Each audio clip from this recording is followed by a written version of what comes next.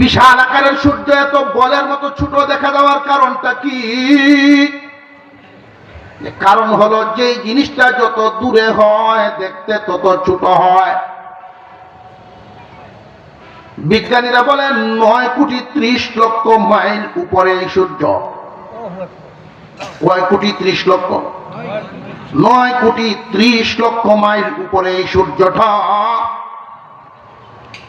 শুধু কি আসমানের দিকে তাকাইলে সূর্যই দেখতে পাই না, মার্বেলের মতো তারকাও দেখা যায়। অসংখ্য গণিত তারকারাজি, এমন এমন তারকা আল্লাহ বানাইছেন হাজার হাজার সূর্য মিলে একটা তারার সমান হবে না। জোরে বলেন আল্লাহু আকবার। 9,30,00,000 মাইল দূরে যদি হয় সূর্য, সূর্যের চাইতেও হাজার হাজার গুণ বড় এক একটা তারকা আছে, দেখা যায় মার্বেলের মতো। তাহলে কাছে না আরো বহু দূরে? মানুষের আবিষ্কৃত আছে বিমান, রকেট। মানুষ যদি আবিষ্কার করতে করতে দ্রুতগামী যানবাহন তৈরি করে ফেলে, এত দ্রুতগামী যানবাহন তৈরি করে ফেলছে যেটা নাকি আলোর গতিতে চলতে পারে, এমন গতি সম্পন্ন যানবাহন যদি কেউ আবিষ্কার করেও ফেলে প্রতি সেকেন্ডে 1,86,000 মাইল যাইতে পারে, এমন যানবাহন যদি কেউ কখনো আবিষ্কার করেও ফেলে, তবু প্রথম আসমান পর্যন্ত যাইতে পারবে না। আল্লাহর পয়গম্বর বলেন, দুনিয়ার মানুষেরা রে, জমিন থেকে প্রথম আসমান 500 বছরের রাস্তা। আবিষ্কার করতে পারবা তোমরা দ্রুতগামী যানবাহন, কিন্তু হায়াত লাগবে 500 বছর। হায়াতে তো কুলাবে না তোমার এই প্রথম আসমানে যাইতে। আসমান কি একটা না আরো আছে? আপনাদের সন্দেহ আছে মনে হয়।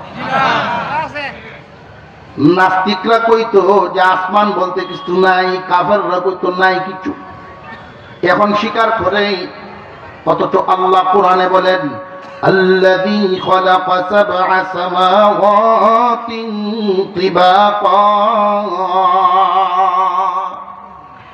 একটা নয় দুইটা নয়, মজবুত করে করে আল্লাহ 7টা আসমান বানাইছেন। কয়টা?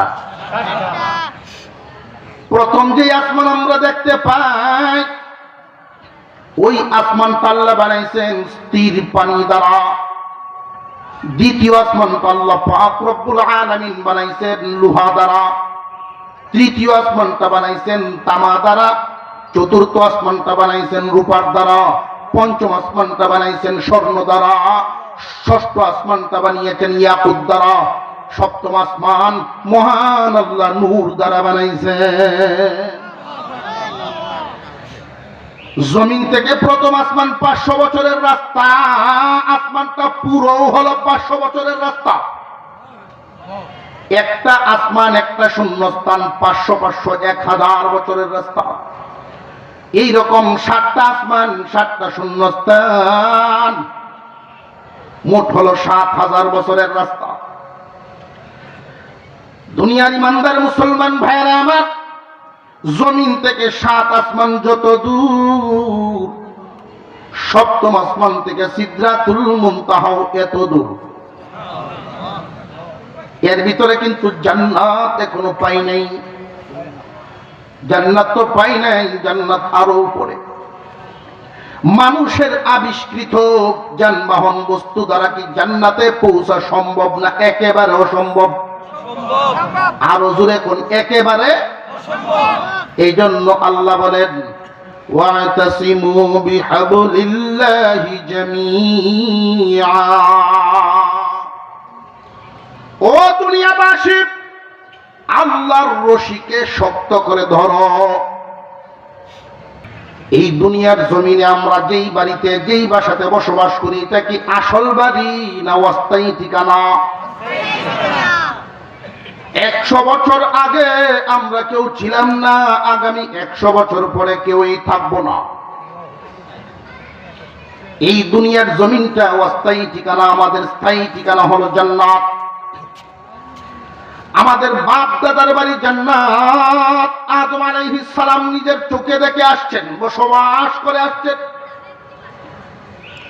সেই জান্নাতে আমাদের বাড়ি ঘর বানানো আছে, সেই জায়গায় যাওয়ার ইচ্ছা আমাদের আছে না নাই? আল্লাহ আমাদেরকে বড় আদর করে বানাইছেন, 9 মাস সময় লাগায়া, কুদরতি হাত লাগায়া বানাইছেন জান্নাত দেওয়ার জন্য।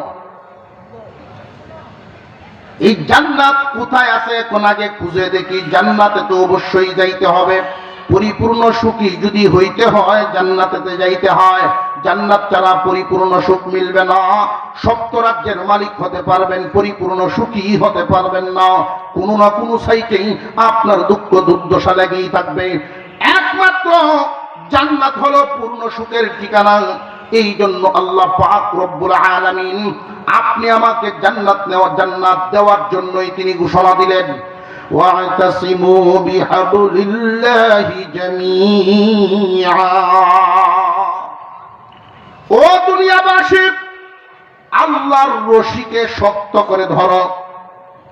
প্রশ্ন করেছিলাম কয়টা? প্রথম যারা ছিলেন উত্তর দেন কয়টা? আরো জোরে কোন। 1 নম্বরে আল্লাহর রশি কি? 2 নম্বরে রশি ধরার নিয়মটা কি? 3 নম্বরে রশিটা ধরতে পারলে লাভটা কি? আমাদের আসল বাড়ি জান্নাত। ওই জান্নাত তো এখন খুঁজতে হবে কোন জায়গায় আছে, কোন দিকে আপনার আমার বাড়ি, আসল বাড়ি কোন জায়গায়।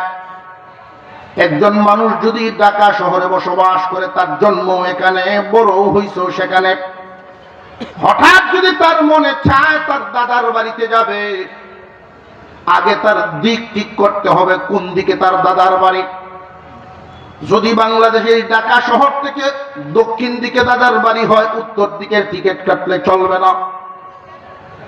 আল্লাহ পাক রব্বুল আলামিন আপনি আমার জন্য জান্নাত নামক জায়গা বানায় রাখছেন। ওই জান্নাত কোন দিকে আছে ওই দিকটা আগে ঠিক করতে হবে। আল্লাহ পাক রব্বুল আলামিন যেই দিন আদম এবং হাওয়া দুজনকে জান্নাত থেকে বের করেছিলেন, ওই দিন তিনি একটা কথা বলেছিলেন। আল্লাহর কোরআনে আল্লাহ নিজেই বলেন, কুল্না বিতু মিনহা জামিআ। ও আদম হাওয়া, তোমরা সব নিচে নেমে যাও, তোমরা সব নিচে নেমে যাও। এর দ্বারা কি বোঝা গেল জান্নাত কোন দিকে? আপনার কি ঘুমাও? একটু হুহা করিয়েন তো মাঝে মাঝে। জান্নাত কোন দিকে বোঝা যায়? আল্লাহ বলছিলেন, ও আদম হাওয়া, তোমরা জান্নাত থেকে নিচে নেমে যাও। দুনিয়া যদি জান্নাত থেকে নিচে হয়, জান্নাত কোন দিকে? দিকটা পাওয়া গেল ডান দিকেও না, বাম দিকেও না, সামনেও না, পিছনেও না। জান্নাত হলো সোজা উপরে। এখন বুঝতে হবে, এখন বুঝতে হবে জান্নাত কি পরিমাণ উপরে। আল্লাহ পাক প্রত্যেক ইনসানের জন্য একটা জান্নাত বানাইছে। ইনসান, দুনিয়ায় তুমি সুখী হতে পারবা না। এই দুনিয়া তোমার সুখের জায়গায় না, অস্থায়ী ঠিকানা। পূর্ণ সুখের জায়গা জান্নাত। আল্লাহ তোমার জন্য পূর্ণ সুখ দিয়া রাখছেন ওইখানে। কি পরিমাণ উপরে? জান্নাতে তো আমাদের যাইতেই হবে। তালাশ লাগায় দেই কতটুকু উপরে। উপরের দিকে যদি আমরা তাকাই, সর্বপ্রথম দেখতে পাই একটা সূর্য। এই সূর্যটা পৃথিবী থেকে 13 লক্ষ গুণ বড়। আল্লাহু আকবার বলে, আরো জোরে বলেন আল্লাহু আকবার। পৃথিবী থেকে 13 লক্ষ গুণ বড় সূর্যটাকে দেখা যায় একটা বলের মতো। বিশাল আকারের সূর্য এত বলের মতো ছোট দেখা যাওয়ার কারণটা কি? কারণ হলো যে জিনিসটা যত দূরে হয় দেখতে তত ছোট হয়। বিজ্ঞানীরা বলেন 9 কোটি 30 লক্ষ মাইল উপরে এই সূর্য। কয় কোটি 30 লক্ষ? 9 কোটি 30 লক্ষ মাইল উপরে এই সূর্যটা। শুধু কি আসমানের দিকে তাকাইলে সূর্যই দেখতে পাই না, মার্বেলের মতো তারকাও দেখা যায়। অসংখ্য গণিত তারকারাজি, এমন এমন তারকা আল্লাহ বানাইছেন হাজার হাজার সূর্য মিলে একটা তারার সমান হবে না। জোরে বলেন আল্লাহু আকবার। 9 কোটি 30 লক্ষ মাইল দূরে যদি হয় সূর্য, সূর্যের চাইতেও হাজার হাজার গুণ বড় এক একটা তারকা আছে, দেখা যায় মার্বেলের মতো। তাহলে কাছে না আরো বহু দূরে? মানুষের আবিষ্কৃত আছে বিমান, রকেট। মানুষ যদি আবিষ্কার করতে করতে দ্রুতগামী যানবাহন তৈরি করে ফেলে, এত দ্রুতগামী যানবাহন তৈরি করে ফেলছে যেটা নাকি আলোর গতিতে চলতে পারে, এমন গতি সম্পন্ন যানবাহন যদি কেউ আবিষ্কার করেও ফেলে, প্রতি সেকেন্ডে 1,86,000 মাইল যাইতে পারে, এমন যানবাহন যদি কেউ কখনো আবিষ্কার করেও ফেলে, তবু প্রথম আসমান পর্যন্ত যাইতে পারবে না। আল্লাহর পয়গম্বর বলেন, দুনিয়ার মানুষেরা রে, জমিন থেকে প্রথম আসমান 500 বছরের রাস্তা। আবিষ্কার করতে পারবা তোমরা দ্রুতগামী যানবাহন, কিন্তু হায়াত লাগবে 500 বছর। হায়াতে তো কুলাবে না তোমার এই প্রথম আসমানে যাইতে। আসমান কি একটা না আরো আছে? আপনাদের সন্দেহ আছে মনে হয়। নাস্তিকরা কইতো যে আসমান বলতে কিছু নাই, কাফেররা কইতো নাই কিছু।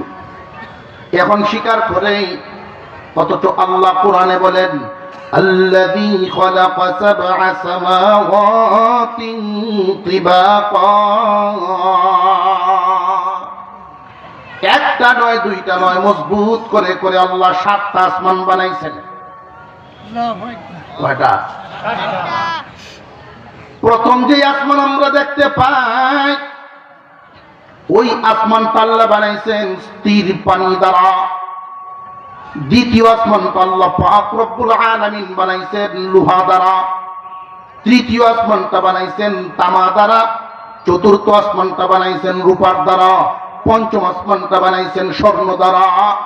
ষষ্ঠ আসমানটা বানিয়েছেন ইয়াকুত দ্বারা। সপ্তম আসমান মহান আল্লাহ নূর দ্বারা বানাইছেন। জমিন থেকে প্রথম আসমান 500 বছরের রাস্তা, আসমানটা পুরো হলো 500 বছরের রাস্তা। একটা আসমান, একটা শূন্যস্থান, 500 500 1000 বছরের রাস্তা। এইরকম 7টা আসমান, 7টা শূন্যস্থান, মোট হলো 7000 বছরের রাস্তা। দুনিয়ার ইমানদার মুসলমান ভাইরা আমার, জমিন থেকে 7 আসমান যত দূর, সপ্তম আসমান থেকে সিদরাতুল মুনতাহাও এত দূর। এর ভিতরে কিন্তু জান্নাত এখনো পাই নাই। জান্নাত তো পাই নাই, জান্নাত আরো উপরে। মানুষের আবিষ্কৃত যানবাহন বস্তু দ্বারা কি জান্নাতে পৌঁছা সম্ভব না? একেবারে অসম্ভব। আরো জোরে কোন? একেবারে। এই জন্য আল্লাহ বলেন, ওয়াতাসিমু বিহাবলিল্লাহি জামিআ। ও দুনিয়াবাসী, আল্লাহর রশিকে শক্ত করে ধরো।